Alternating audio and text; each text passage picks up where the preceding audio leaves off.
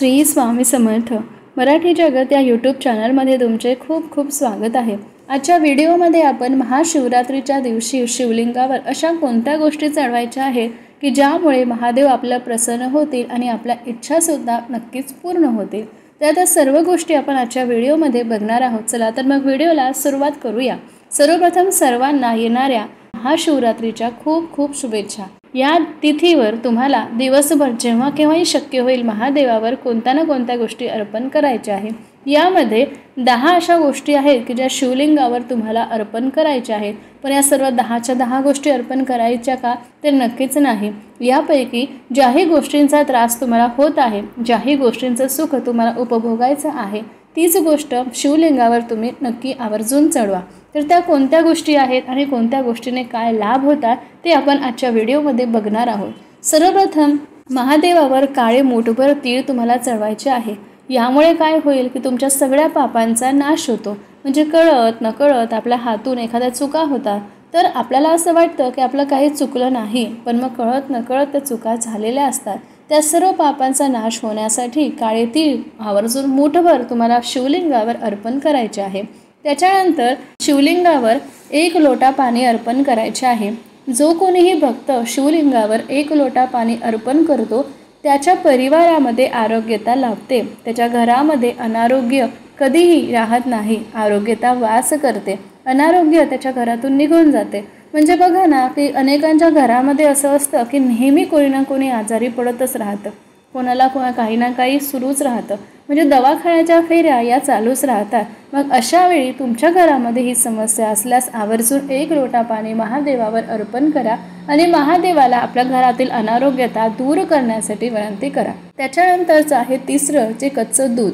आता महादेवावर 1 लोटा कच्चं दूध किंवा थोडंफार का होईना कच्चं दूध तुम्हाला अर्पण करायचे आहे।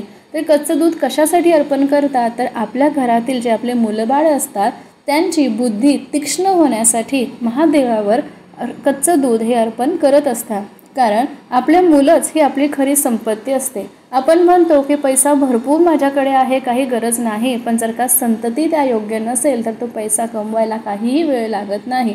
अशा वेळी आपल्या मुलांची बुद्धी तीक्ष्ण होण्यासाठी योग्य ते निर्णय त्यांनी घ्यावा यासाठी महादेवावर आवर्जून कच्चे दूध चढवावे। चौथं जे आहे तो उसाचा रस। आता जेही कोणी भक्त महादेवावर उसाचा रस आपलं अर्पण करतात त्यामुळे काय होतं की जेवढेही सांसारिक सुख असतात ते सर्व त्याच्या पायाशी लोळण घालतात अशी मान्यता आहे। कारण उसाच्या रसामध्ये पाणी असतं, मधुरता असतं, गोडवा असतं, त्यामुळे आपल्याला सुद्धा संसारातला सर्व गोडवा चाखायला मिळतो अशी मान्यता आहे। त्यानंतरचं आहे सहद। आता सहद का अर्पण करतात तर आपल्याला एखादा प्रदीर्घ आजार असेल, भयानक आजार असेल, ज्यामुळे आपले आरोग्य धोक्यात असेल तर त्या व्यक्तीला महादेवावर सहद अर्पण करायचं आहे। त्यामुळे आपल्याला त्या आजारापासून नक्कीच मुक्तता मिळते। त्यानंतर जे आहे मूठभर तांदूळ।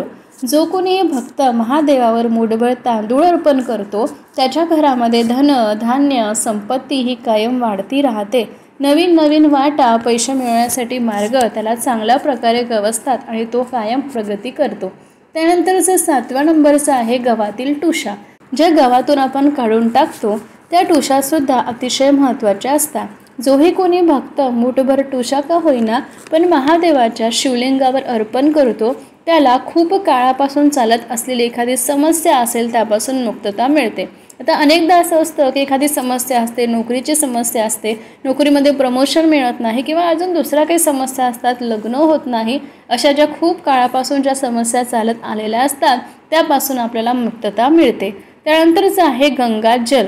आता असं म्हणतात की महादेवावर जोही भक्त गंगाजल अर्पण करतो त्याला भौतिक सुखासोबतच मुक्तीसुद्धा मिळते आणि म्हणूनच तुमच्याकडे गंगाजल असल्यास आवर्जून महादेवावर अर्पण करा। आता प्रयागराजचा कुंभमेळा हा चालूच आहे, त्यामुळे अनेकांच्या घरामध्ये हे ते गंगाजल असेलच, पण ते गंगाजल आपण आंघोळ केलेल्या पाण्यातलं म्हणजे नदीतलं आणलं असेल तर ते चुकून वापरू नका, कारण त्यामध्ये अनेक लोकांनी आंघोळा केलेल्या आहेत। पण तिथलं फिल्टर जल जर का तुम्ही आणलं असेल, गंगाजल आणलं असेल तर आवर्जून ते महादेवावर अर्पण करा, जेणेकरून भौतिक सुखासोबतच तुम्हाला मुक्तीसुद्धा मिळेल। 9व्या क्रमांकाचं आहे गाईचं तूप। महादेवावर गाईचं तूप का अर्पण करत असतात? तर आपल्याला एखादी शारीरिक दुर्बलता असेल, शारीरिक विकार असेल, एखादा शारीरिक त्रास असेल तर त्या त्रासापासून मुक्ती मिळावी यासाठी गाईचं तूप महादेवावर अर्पण करण्याची पद्धत आहे. म्हणून तुम्हालाही हा त्रास असल्यास आवर्जून गाईचं तूप अर्पण करा. आता बेलपत्र महादेवावर नेहमीच अर्पण करायचं असतं. तर महादेवाचं अतिशय आवडतं म्हणून महादेवाची आवडती सेवा करायची आहे आणि महादेवाला प्रसन्न करून घ्यायचे आहे. तर शिवलिंगावर आवर्जून बेलपत्र तुम्हाला वाहायचं आहे. बेलपत्र वाहताना कधीही सरळ वाहू नये, ते पालथे म्हणजे सरळ भाग महादेवावर येईल आणि देठ आपल्याकडे येईल असे ते वाहावे. त्यानंतर 10व्या क्रमांकाचा आहे गहू. आता अनेकांना चांगले मुलं बाळ होण्याची इच्छा असते. मग जर का एखाद्या स्त्रिया गर्भवती असतील किंवा पुत्र आणि पुत्री इच्छित असतील तेव्हा त्यांनी काय करायचं की शिवलिंगावर आवर्जून मूठभर गहू अर्पण करायचे आहे आणि त्यामुळे तुम्हाला काय होतं तर चांगल्या पुत्राची प्राप्ती होते असं शास्त्र सांगतं. म्हणून आवर्जून या 10 पैकी कुठल्याही समस्या तुमच्याकडे असल्यास, यापैकी कोणतीही त्रास तुम्हाला होत असल्यास तीच गोष्ट महादेवावर अर्पण करा. मी सगळ्याच गोष्टी घेईल आणि महादेवावर अर्पण करेल आणि मला मग सगळ्याच गोष्टी मिळतील असं कधीही होऊ शकत नाही. या 10 पैकी कोणती एकच गोष्ट निवडा आणि ती महादेवावर आवर्जून अर्पण करा, जेणेकरून तुमच्या सर्व दुःख संकटांचा नाश होईल आणि महाशिवरात्रीच्या पावन पर्वावर महादेवाचा आशीर्वाद तुम्हाला मिळेल. ही माहिती तुम्हाला कशी वाटली ते सांगायला विसरू नका आणि अशाच नवीन माहितीसाठी चॅनलला भेट देत राहा. व्हिडिओ आवडल्यास नक्की लाईक आणि सबस्क्राईब करा. धन्यवाद.